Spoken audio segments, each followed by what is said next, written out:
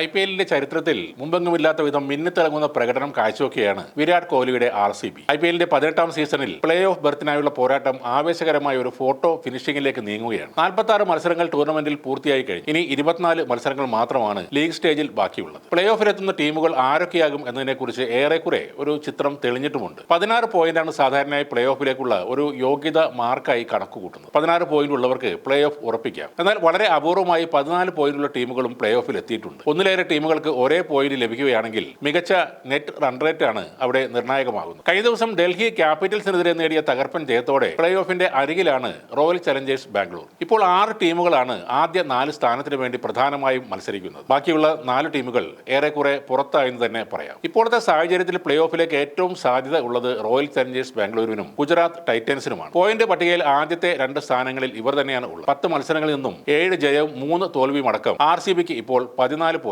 ഉണ്ട്. ശേഷിച്ച 4 കളികളിൽ 1 മാത്രം ജയിച്ചാൽ അവർ പ്ലേ ഓഫിൽ കടക്കും. RCBയുടെ ഇനിയുള്ള 4 മത്സരങ്ങൾ എടുത്താൽ 3 എണ്ണം ഹോം ഗ്രൗണ്ടിലാണ്. Chennai Super Kings, Lucknow Super Giant, Sunrisers Hyderabad, Kolkata Knight Riders എന്നിവരുമായാണ് RCBക്ക് ഇനി കളിക്കാനുള്ളത്. 8 മത്സരങ്ങളിൽ നിന്നും 12 പോയിന്റാണ് ഗുജറാത്തിനുള്ളത്. അവർക്ക് 6 കളികൾ ഇനിയും ബാക്കിയുണ്ട്. അതിൽ വെറും 2 എണ്ണം ജയിച്ചാൽ അവരും പ്ലേ ഓഫിലെത്തും. അക്ഷർ പട്ടേൽ നയിക്കുന്ന ഡൽഹി ക്യാപിറ്റൽസിനെയും പ്ലേ ഓഫിൽ നമുക്ക് പ്രതീക്ഷിക്കാവുന്നതാണ്. കഴിഞ്ഞ മത്സരത്തിൽ RCBയോട് തോറ്റെങ്കിലും അവർ 4ാം സ്ഥാനത്ത് തന്നെ. 9 മത്സരങ്ങളിൽ നിന്നും 12 പോയിന്റാണ് DCക്കുള്ളത്. ഇനി 5 കളികളാണ് അവർക്ക് ബാക്കിയുള്ളത്. അതിൽ 2 എണ്ണമെങ്കിലും ജയിക്കാനായാൽ DCക്കും പ്ലേ ഓഫിൽ കടക്കാം. 2 ആഴ്ചക്കുള്ളിൽ 9ാം സ്ഥാനത്ത് നിന്നും 3ാം സ്ഥാനത്തേക്ക് എത്തിയ മുംബൈ ഇന്ത്യൻസിനും പ്ലേ ഓഫിന് സാധ്യതകൾ ഏറെയാണ്. 10 മത്സരങ്ങളിൽ നിന്നും 12 പോയിന്റാണ് മുംബൈക്കുള്ളത്. ഇനി ശേഷിച്ച 4 മത്സരങ്ങളിൽ 2 എണ്ണം ജയിച്ചാൽ അവർക്കും അവസാന 4ലേക്ക് എത്താവുന്നതാണ്. 9 മത്സരങ്ങളിൽ നിന്നും 11 പോയിന്റുമായി പഞ്ചാബ് 5ാം സ്ഥാനത്തും 10 കളിയിൽ നിന്നും 10 പോയിന്റുമായി ലക്നൌ സൂപ്പർ ജയന്റ്സ് 6ാമതുമാണ്. ശേഷിക്കുന്ന 5 മത്സരങ്ങളിൽ 2 എണ്ണം ജയിച്ചാൽ പഞ്ചാബ് പ്ലേ ഓഫിലേക്ക്. എന്നാൽ LSGക്ക് ഇനിയുള്ള 4 കളിയിൽ 3 എണ്ണമെങ്കിലും ജയിച്ചാൽ മാത്രമേ പ്രതീക്ഷയ്ക്ക് വകയുള്ളൂ. ബാക്കിയുള്ള 4 ടീമുകൾക്ക് ഫൈനൽ റൗണ്ട് പ്രവേശനം അസാധ്യം എന്ന് തന്നെ പറയാം.